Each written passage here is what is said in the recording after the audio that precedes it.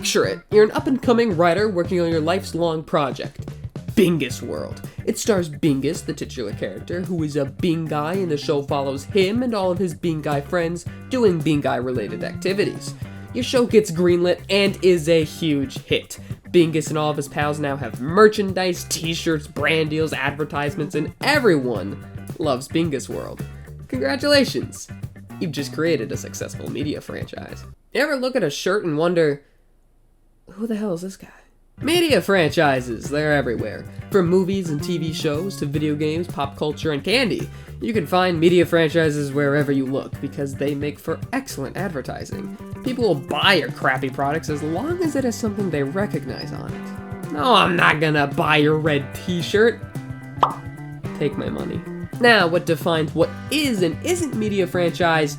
I don't know, but it's probably somewhere between like the M&Ms and the Mucinex guy. But honestly, it doesn't really matter what a media franchise is as long as it's marketable and recognizable. If people will buy a product because it's part of some media or franchise they like, it's done its job. Now, are all media franchises spawned out of some massive corporate conglomerate whose sole purpose it is to sell you things so that they can make a profit? Some of them, yes, but most aren't, at least not initially. Mickey Mouse may be the poster child for a franchise that is there to sell you things, and that's basically it. But I don't think that was his original intent. I just don't see evil in Steamboat Willie's eyes. Which makes it interesting to examine the most successful media franchises out there. How did they become so widely known well enough to be plastered onto every piece of merchandise imaginable? Why, yes, I'll happily purchase your C-3PO tape dispenser. I'll use it to help put up my Darth Vader shower head. I've always wanted to bathe in his tears while sucking on my Jar Jar Binks lollipop. This all leads us to my central question being, what are the most successful media franchises? You'd think the answers would be pretty obvious, like you could take a guess on the top 3 and chances are at least one of them would be right. But the answers are more surprising than you may initially think. So, first things first, what is the most successful media franchise ever? Well, of course, it's none other than everyone's favorite little rodent, Pikachu. Yeah, Pokemon is more successful than Mickey Mouse and his friends. In fact, Mickey Mouse isn't even in the top 3 media franchises. This sounds strange, but when you start to look at the numbers, it starts to make more sense. Pokemon are very marketable, and merchandise is consistently the most profitable aspect of franchises. Every few years, they come out with a new big Pokemon game that introduces a bunch of new marketable creatures to be sold at your local Target.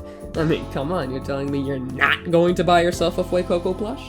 Pokemon not only has one of the most successful video game franchises and the most successful merchandise franchise, but also the most successful trading card game on top of other things like comics and box office revenue. Which, all of that too plays into the repeated cycle of the Pokemon franchise. New game means new Pokemon, means new merch, means new trading cards, means new comics, means new shows, means new money. They've practically found an infinite money glitch in real life. And Pokemon isn't even just like a little ahead of the competition, no, it is comfortably so. Pokemon has earned roughly $147 billion in revenue, while second place, which we'll get to, has earned only roughly $89 billion. You'd think there'd be a bit more competition, but it seems Pokemon has found its niche and ran with it. Do you guys remember Palworld, the game with rip-off Pokemon and guns? Yeah, it sold and did pretty well for itself, outselling the newest Pokemon games, Scarlet and Violet, by quite a bit. And some people took this as now Pokemon has a big new competitor. But like, no. In the video game department, sure, maybe now there's some competition. However, it's gonna take a lot more than just taking and changing the formula of Pokemon a little bit to beat Pokemon. A couple million is cool, but it's nothing compared to a couple billion. So, Pokemon is top dog, but who's in second place? What franchise could rival Pokemon with their infinite cycles of money?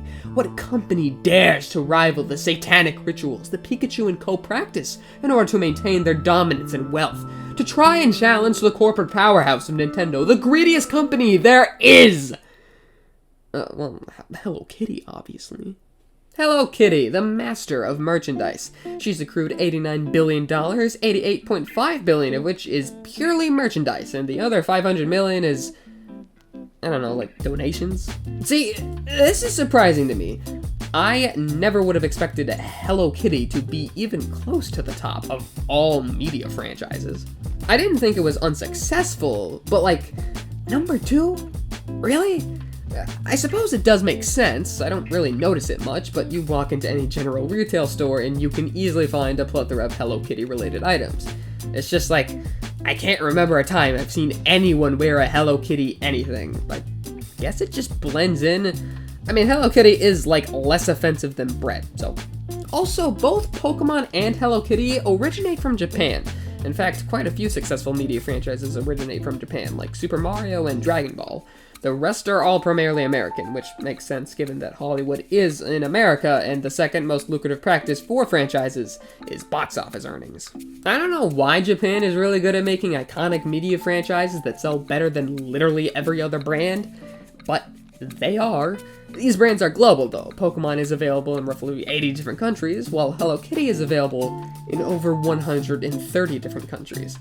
Which obviously plays a big role in these numbers. I'm sure Hello Kitty is probably more popular in countries other than America. So, Pokemon is the jack of all trades, Hello Kitty is the master of merchandise. Then what is third place?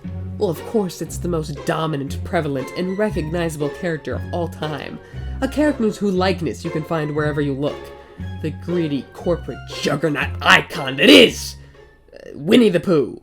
Yeah, Winnie the Pooh is more successful than Mickey Mouse, albeit only by a small margin of roughly 2 billion, but then again, calling 2 billion a small margin seems silly.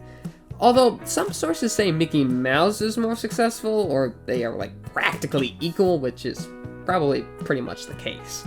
Still though, the fact that Winnie the Pooh is even equivalent to the Big Mouse is surprising. Winnie the Pooh is popular, sure, but on the same level as ya boy Mickey? Mickey Mouse is like the face of Disney, which is probably the most recognizable media franchise company in the world. Granted, Winnie the Pooh is owned by Disney, but like still. I suppose if you really look at it though, Winnie the Pooh really is just as prevalent. I just don't notice it as much. I've never viewed Winnie the Pooh as a giant corporate media franchise. He just has a lot more soul to him. Mickey Mouse, more or less, is painted as the figurehead for soulless corporations just trying to make money by creating marketable and advertiser-friendly mascots to appeal to children and adults. If these three prove anything, it's that success isn't always what you expect it to be. Personally, I never would have guessed Hello Kitty or Winnie the Pooh to be in the top 3 most successful media franchises of all time, but yet here we are. However, when you really look at it, they really are very popular. You can find these 3 anywhere you look, and are less tainted brands than ones like Mickey Mouse or Star Wars, who, by the way, comes in 5th place overall just after Mickey Mouse. Or at least Hello Kitty and Winnie the Pooh are. Pokemon's starting to get down to that level of Mickey Mouse and Star Wars, but like, it's still fairly well liked. At the end of the day, marketing is everything. If you can market your brand in a popular yet beloved way so that people will buy your products, but not uphold them for greediness or soullessness, then you're golden. So, yeah. Good luck with Bingus World.